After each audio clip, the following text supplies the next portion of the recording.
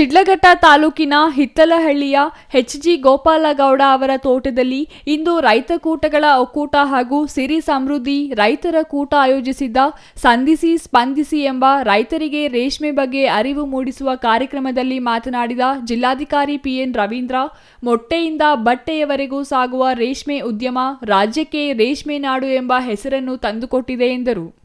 ಶಿಡ್ಲಘಟ್ಟ ಭಾಗದ ರೇಷ್ಮೆಗೆ ವಿಶ್ವದಾದ್ಯಂತ ಬೇಡಿಕೆ ಇದೆ. ಈ ಉದ್ಯಮವನ್ನು ಇನ್ನಷ್ಟು ಉತ್ತುಂಗಕ್ಕೆ ಕೊಂಡೊಯ್ಯಲು ರೈತರು ಮನಸ್ಸು ಮಾಡಬೇಕು. ಸೂಕ್ಷ್ಮ ಬೆಳೆಯಾದ ರೇಷ್ಮೆ ಸುತ್ತ ಇತರೆ ಬೆಳೆಗಳನ್ನು ಬೆಳೆಯದಂತೆ ರೈತರಲ್ಲಿಯೇ ಈ ಬೆಳೆಯ ಬಗ್ಗೆ ಒಲವು ಮೂಡಿಸಬೇಕಿದೆ. ಆತ್ಮವಿಶ್ವಾಸವನ್ನು ರೈತರು ಕಳೆದುಕೊಳ್ಳದೆ ತಮ್ಮ ಆರೋಗ್ಯ ಭಾಗ್ಯದ ಗುಟ್ಟನ್ನು ಮುಂದಿನ ಪೀಳಿಗೆಗೂ ತಿಳಿಸಬೇಕು. ಆಗ ರೈತರ ಬಾಳು ಸಬಲ ಮತ್ತು ಸಂಪನ್ನವಾಗಲಿದೆ ಎಂದರು. ರೇಷ್ಮೆ ಕೃಷಿ ಅಭಿವೃದ್ಧಿ ಆಯುಕ್ತ ಹಾಗೂ ರೇಷ್ಮೆ ನಿರ್ದೇಶಕ ಎಂ.ಬಿ. ರಾಜೇಶ್ ಗೌಡ ಮಾತನಾಡಿ, ರಾಜ್ಯದಲ್ಲಿ ಆಧುನಿಕ ರೇಷ್ಮೆ ನೂಲು ಬಿಚ್ಚಾಣಿಕೆಯ ಎಆರ್ಎಂ ಯಂತ್ರೋಪಕರಣಗಳ ಸ್ಥಾಪನೆ ಹೆಚ್ಚಾಗುತ್ತಿದೆ. ರೇಷ್ಮೆ ಗೂಡಿಗೆ ಬೇಡಿಕೆ ಕುದುರುವುದು ಸಹಜ. ರೇಷ್ಮೆ ಗೂಡಿನ ಬೆಲೆ ದುಪ್ಪಟ್ಟು ಅಥವಾ 3 ಪಟ್ಟು ಆಗುತ್ತದೆ. ರೇಷ್ಮೆ ಬೆಳೆಗಾರರು ಈ ಸುವರ್ಣ ಕಾಲಕ್ಕೆ ಸಜ್ಜಾಗಿ ಎಂದರು.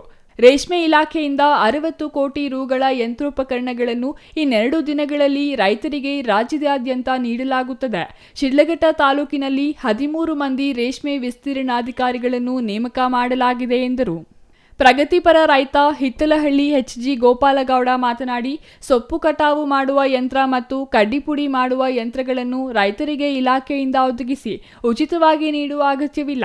ರೈತರಿಂದ ಹಣ ಪಡೆದೇ ನೀಡಿ ಎಂದು ಒತ್ತಾಯಿಸಿದರು. ಎಲ್ಲಿ ನಮ್ಮ ರೇಷ್ಮೆ ಬೆಳೀತಕ್ಕಂಥ ತೋಟಗಳಿದಾವೋ, ಜಾಗ ಇದಾವೋ, ಕ್ಷೇತ್ರಗಳಿದಾವೋ, ಅದರ ಪಕ್ಕದಲ್ಲಿ ಇರ್ತಕ್ಕಂಥ ರೈತರು ಆದಷ್ಟು ಬೇರೆ ಬೆಳೆಗಳಿಗೆ ಹೋಗದೆ ರೇಷ್ಮೆ ಬೆಳೆಗೆ ಉತ್ತೇಜನವನ್ನ ಕೊಡ್ತಕ್ಕಂಥದ್ದು ನಮಗೆ ಬಹಳ ಮುಖ್ಯವಾಗಿರ್ತಕ್ಕಂಥ ಬೇಡಿಕೆ. ಆದ್ರೆ ನಾವು ಹಣ್ಣು, ಹೂವು, ತರಕಾರಿ ಬೆಳೀತಕ್ಕಂಥ ಒಂದು ನಿಟ್ಟಿನಲ್ಲಿ ಎಲ್ಲಿ ಕಂಬಳಿ ಸೊಪ್ಪನ್ನ ಬೆಳೀತಕ್ಕಂಥ ಜಮೀನುಗಳಿದಾವೋ ಆ ಜಮೀನುಗಳ ಪಕ್ಕದಲ್ಲಿ ಇವತ್ತು ದಾಳಿಂಬೆ ಬೆಳೆ, ಹೂವಿನ ಬೆಳೆ, ದ್ರಾಕ್ಷಿ, ತರಕಾರಿ, ವೆಜಿಟೇಬಲ್ಸ್ ಇದನ್ನೆಲ್ಲದನ್ನು ಬೆಳಿಲಿಕ್ಕೆ ರೈತರು ಮುಂದಾಗ್ತಾ ಇದ್ದಾರೆ. ಆದ್ರೆ ಇದೊಂದು ಬಹಳ ಸೂಕ್ಷ್ಮವಾಗಿರ್ತಕ್ಕಂಥ ಬೆಳೆ. ಇದು ಬಹಳ ಸೂಕ್ಷ್ಮ ಅಂದ್ರೆ ಬಹಳ ಸೆನ್ಸಿಟಿವ್. ಈಗ ನಾವು ರೈತರು ಎಲ್ಲಿ ಮಲ್ಕೊಳ್ಳಿ, ಎಲ್ಲಿ ಎದಾಳ್ಲಿ, ಬಿಸಿಲು, ಚಳಿ, ಮಳೆ, ಗಾಳಿ ಏನೇ ಬರ್ಲಿ ಜಗ್ತೀವಿ. ಯಾವತ್ತಾದ್ರೂ ನಾವು ಜಗ್ಗಲ್ಲ, ಎದುರಿಸಿ ನಿಲ್ತೀವಿ. ಆದ್ರೆ ಈ ಹುಳ ಇದೆಯಲ್ಲ, ಈ ಹುಳ ಯಾಕಪ್ಪ ಅಂದ್ರೆ ಬಹಳ ಸೂಕ್ಷ್ಮವಾಗಿರ್ತಕ್ಕಂಥದ್ದು.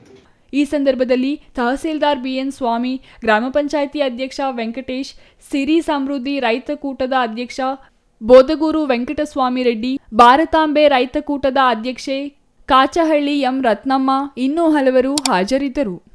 ಛಾಯಾ ರಮೇಶ್, ಸಿಟಿವಿ ನ್ಯೂಸ್, ಶಿಡ್ಲಘಟ್ಟ.